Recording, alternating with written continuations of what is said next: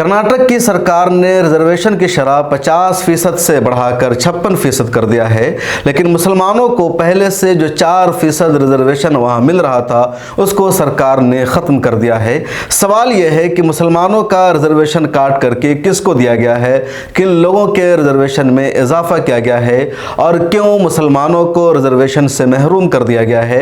मुसलमानों के किस तबका को रिजर्वेशन मिल रहा था और वो लोग जो दिन रात पसमादा मुसलमानों की बात करते हैं, मुसलमानों के ओबीसी तबका की आवाज़ उठाते हैं, मुसलमानों के दरमियान फूट डालते हैं, तकसीम पैदा करते हैं, आज वो लोग क्यों खामोश है जब ओबीसी मुसलमानों को कर्नाटक में रिजर्वेशन से महरूम कर दिया गया है। इन तमाम इशू पर आगे तफसील से बातचीत करेंगे। उससे पहले आपसे दरख्वास्त है कि अगर आप यूट्यूब पर इस वीडियो को देख रहे हैं तो चैनल को सब्सक्राइब कर लीजिए, फेसबुक पर देख रहे हैं तो पेज को फॉलो कीजिए।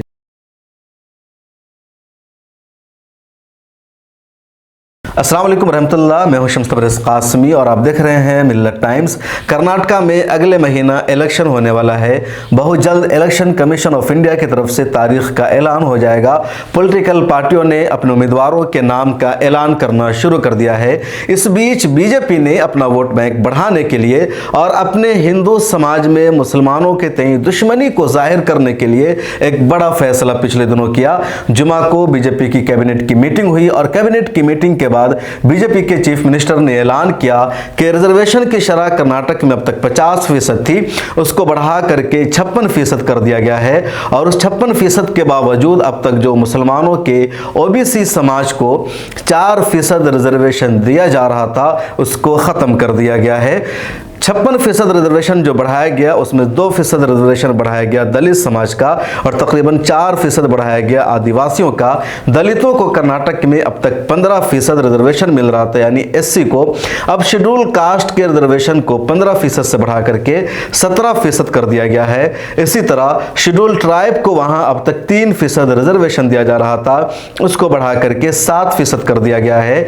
और मुसलमानों के ओबीसी समाज को मिलने वाले 4% रिजर्वेशन को खत्म करके बीजेपी ने उसमें से 2% रिजर्वेशन लिंगायत समाज को दे दिया है और 2% दे दिया है वक्का लिगास को और कहा है कि मुसलमानों को अब रिजर्वेशन नहीं दिया जाएगा, अलबत्ता ईडब्ल्यूएस कोटा के तहत मुसलमानों को रिजर्वेशन दिया जाएगा।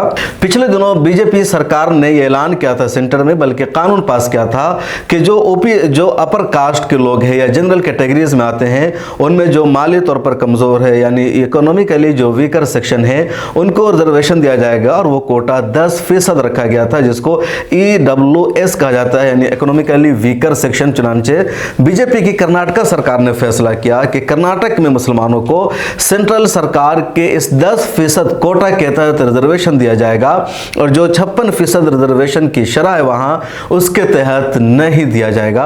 अब ये जो फैसला है कर्नाटक सरकार का सीधे सीधे मुसलमानों के खिलाफ है और दूसरी कम्युनिटीज को खुश करने वाला है और ये डायरेक्ट ये मैसेज दिया जा रहा है कि बीजेपी सरकार मुसलमानों को हर सतह पर कमजोर कर रही है।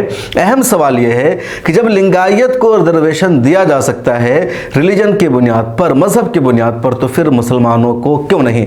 लिंगायत के बारे में भले ही सरकार ये कहे या कोई ये दावा करे कि ये कोई मजहब नहीं है, वो एक जात है या समाज है, लेकिन जो सच्चाई वो ये है और खुद लिंगायत समाज के लोग हमेशा ये मुतालबा करते रहे हैं कि वो एक मजहब का हिस्सा है, वो मुस्तकिल एक धर्म है, वह हिंदू धर्म से खुद को अलग होना चाहते हैं।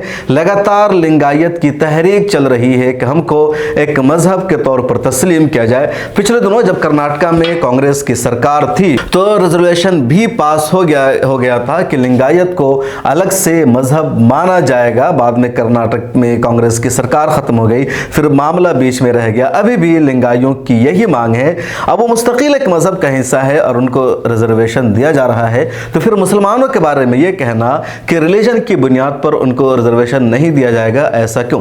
अच्छा, सवाल यह है कि जो हमेशा हिंदुस्तान में रिजर्वेशन किसी को दिया जाता है, जो कानून में मौजूद है, दस्तूर में मौजूद है, वो है इकोनॉमिकली या सोशली बैकवर्ड होना, कमज़ोर होना, यही रिजर्वेशन की बुनियाद है।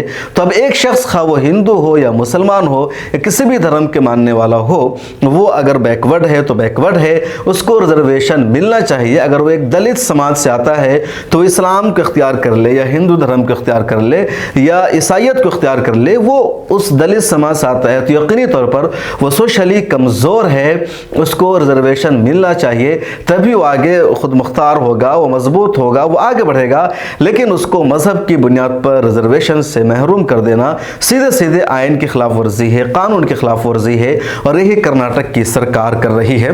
अफसोस की बात यह है, ताज्जुब की बात यह है कि वो तमाम लोग जो दिन रात ये एजेंडा चलाते हैं कि मुसलमानों में पसमादा है, मुसलमानों में ओबीसी है, आज वही लोग इस पर चुप हैं। वो तमाम दलित समाज के नेता जो मुसलमानों को आपस में तकसीम करते हैं जात पात की बुनियाद पर, जातिवाद की बुनियाद पर, आज वो अपनी कम्युनिटी का रिजर्वेशन कोटा बढ़ जाने से खुश नजर आ रहे हैं। बीजेपी सरकार के इस फैसले का खैर मकदम कर रहे हैं। दूसरी तरफ मुसलमानों का रिजर्वेशन छिन गया है तो इस पर वो खामोश हैं, इस पर कोई तहरीक नहीं चला रहे हैं, इस पर वो आवाज़ नहीं उठा रहे हैं, ना खुद इसके खिलाफ बोल रहे हैं कि क्यों दलितों का 2% बढ़ाया गया, बल्कि वो 2% मुसलमानों को मिलना चाहिए। आज वो ये नहीं बोल रहे हैं कि दलित दलित है, वो सोशली बैकवर्ड है, कमज़ोर है, वो इस्लाम धर्म को माने या हिंदू धर्म को माने या जैन मत को माने या ईसाइयत को माने, उसको रिजर्वेशन मिलना चाहिए, क्योंकि वो हज़ारों साल से सताया गया है। इस्लाम ने तो इतना किया है कि उसको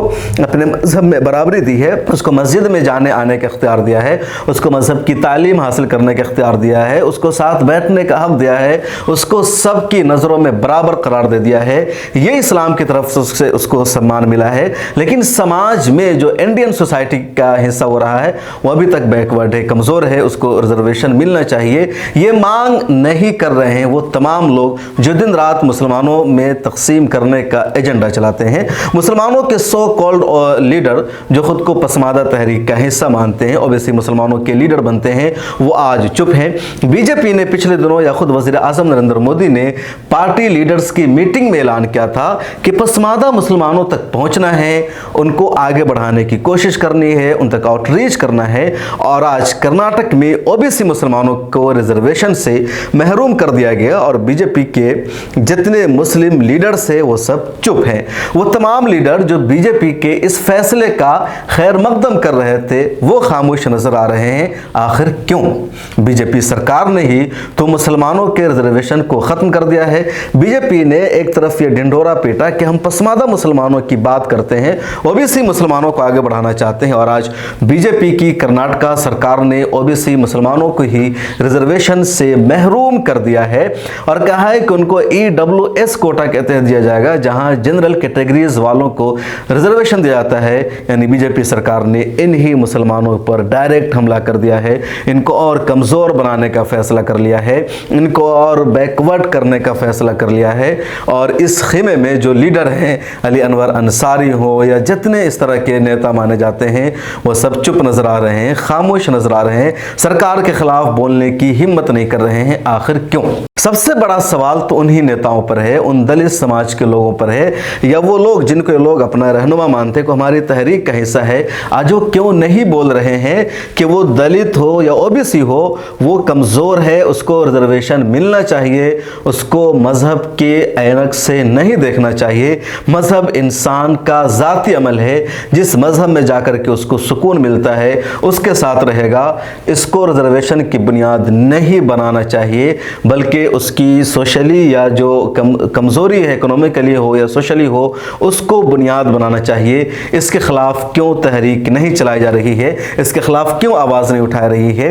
ये तमाम लोग कब इसके खिलाफ आवाज़ उठाएंगे जो खुद को मुसलमानों के मसीहा बनते हैं? मैं नाम नहीं ले रहा हूं, लेकिन आप समझ गए होंगे कि ऐसे वो तमाम लीडर्स जो आपके बीच आते हैं और आपको ये वर्गलाते हैं कि हम आपके रहनुमा हैं, हम आपके मुद्दों के लिए आवाज़ उठाते हैं, और आपको अशराफ मुसलमानों ने कमज़ोर कर रखा है, आपके हक़ को दबा कर रखा है, और इन मुसलमानों के एक अजीम तबके को वो अर्जाल से ताबीर कर देते हैं। आज वो उन मुसलमानों के मुद्दे पर खामोश क्यों हैं? क्यों उनके लिए आवाज़ उठा नहीं रहे? क्यों वो आवाम में जाकर ये मैसेज नहीं फैलाते हैं? सरकार से क्यों मुतालबा नहीं करते हैं कि हमें इससे मतलब नहीं है कि हम हिंदू हैं या मुसलमान हैं, हमें इससे मतलब है कि हम अगर पसमादा है, हम अगर कमज़ोर हैं, हम अगर सोशली इकोनॉमिकली मजबूत नहीं हैं, तो हमको रिजर्वेशन मिल मिलना चाहिए, ये आवाज़ उनकी तरफ से क्यों नहीं आ रही है। और आप उनको बोलिए कि वो आपके लिए सड़कों पर आए, वो आपके लिए आवाज़ उठाएं। ये जितने वो क्या बोलते हैं कि बाम सेफ हो या आज़ाद समाज पार्टी हो या जितनी इस तरह की तंजीमें हैं जिसके बारे में आपको लगता है, वो आपके बीच आकर के कह देते हैं कि हम तो दलित हैं, हम हिंदू नहीं हैं, हम आपके साथ हैं, आपके मसीहा हैं, उनसे कहिए कि वो कर्नाटक के मामले पर आपके लिए सड़कों पर निकले, आवाज़ उठाए, सरकार से मुतालबा करे कि ये नहीं देखना है कि किसका मजहब क्या है, बस अगर हम ओबीसी समाज से आते हैं तो हमको रिजर्वेशन मिलना चाहिए, खा उसका मजहब इस्लाम हो या कुछ और हो। इस वीडियो में इतना ही। आप अपना नज़रिया, अपना फीडबैक ज़रूर दीजिएगा कि आपकी इस बारे में क्या सोच है। फिर मुलाकात होगी अगली वीडियो में। अपना ख्याल रखिए। रमज़ानुल मुबारक के मुबारक महीने में मिल्लत टाइम्स के लिए खुसूसी दुआ कीजिए।